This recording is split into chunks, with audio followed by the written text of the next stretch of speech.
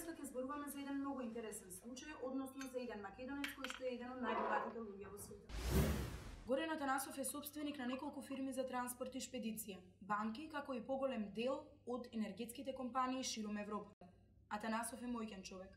Неговиот бизнис е јавна тајна и ние решивме да ја прочепкаме.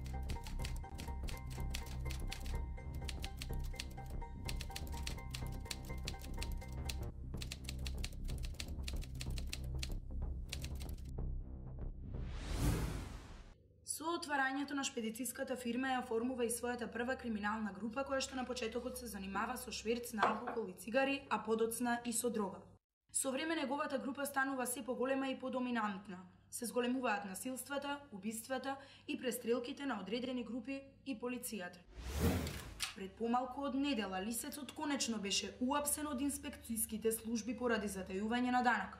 Сепак, набрзо по апсењето во станицата пристигна неговиот адвокат, тој беше пуштен условно, бидејќи криминалот кој што го имал извршено не било од особено тешка природа.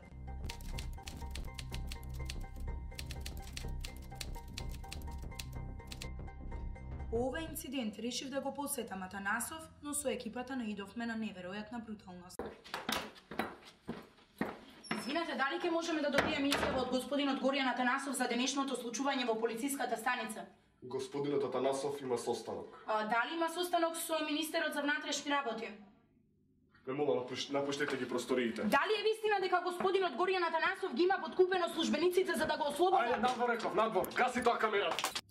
Таа вечер добивме закана по живот од еден од извршителите на господинот Атанасов.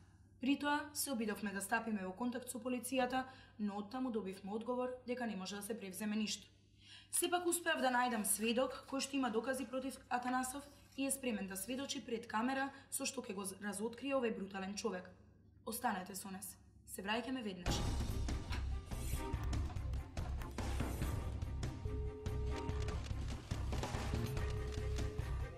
Пушти на осмица.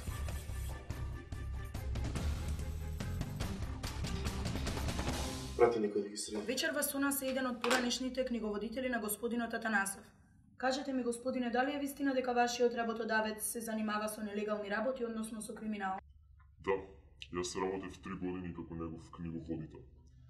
Имав задача да правам фиктивни сметки и покритија со кои Атанасов можеше многу лесно да ги измами големите бизнисмени да инвестираат во неговите така наречени компании. Како дојдовте до тоа да работите со него? Нели знаевте во што се впуштате? Отпрви не. Дојдов како замена, бидејќи претходниот книговодител доживеа тешка несреќа